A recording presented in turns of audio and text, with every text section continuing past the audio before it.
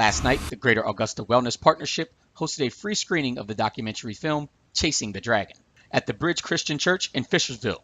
Greater Augusta Wellness Partnership Coordinator Susan Lenderman opened the evening with remarks, recognitions, and introductions. The Wellness Partnership's foundation rests upon the belief that creating a healthy community is possible through collective impact. Many of the people that you see sitting in this room and standing around this room have dedicated a great deal of time and effort to make tonight's event and the entire Wellness Partnership a success. More than 60 people watched the hard-hitting documentary about opioid addiction.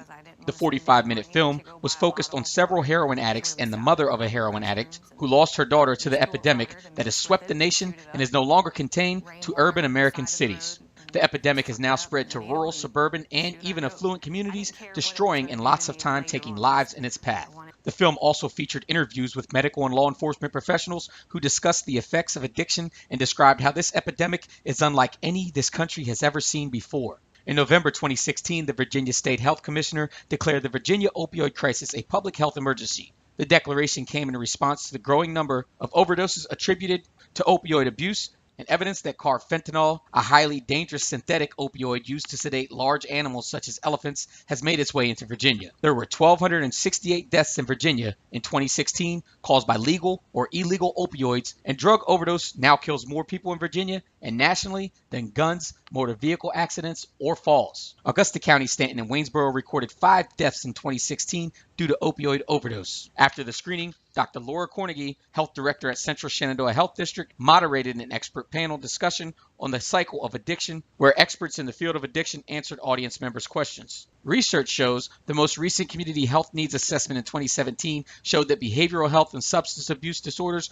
were some of the top health concerns for this area. Rick Voss is a recovering addict and a certified peer recovery specialist. He said one of the resources that helped him defeat addiction is no longer here in the area.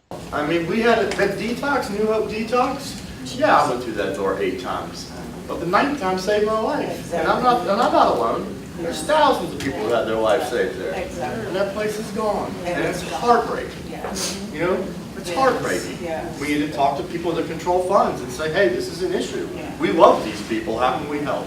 Voss was a heroin and opioid addict for over a decade. He has now been clean for 7 years. Voss said the epidemic has claimed the lives of several of his friends. I've had 5 friends that passed away from acute opioid overdose. A girlfriend that died from a heroin overdose.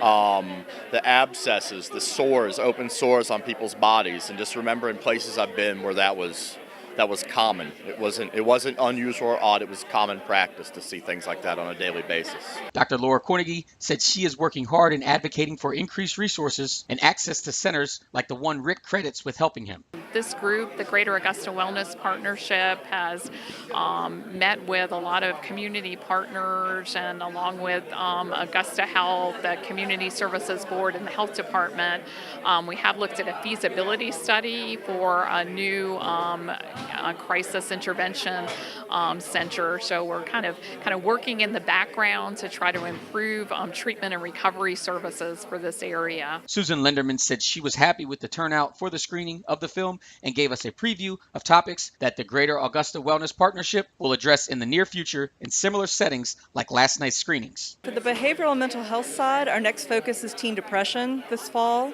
For the Education Action Team, we're going to be working on a reality grocery store, which I think will be really neat to help kids learn how to do some budgeting based on their income and expenses, as well as how to make some healthy food choices. And the other side, the Movement Action Team, is looking to get people involved in our bingo game. We have that available on our website, and we'll be on Facebook, and get people moving just in any way they want to. This is such a beautiful area. There's so many natural attractions and ways to get out and do things in the community. I think she fell asleep or something. So I go upstairs and knocking and knocking and knocking on the doors, no answer. I open that door, and my little girl is on the floor dead.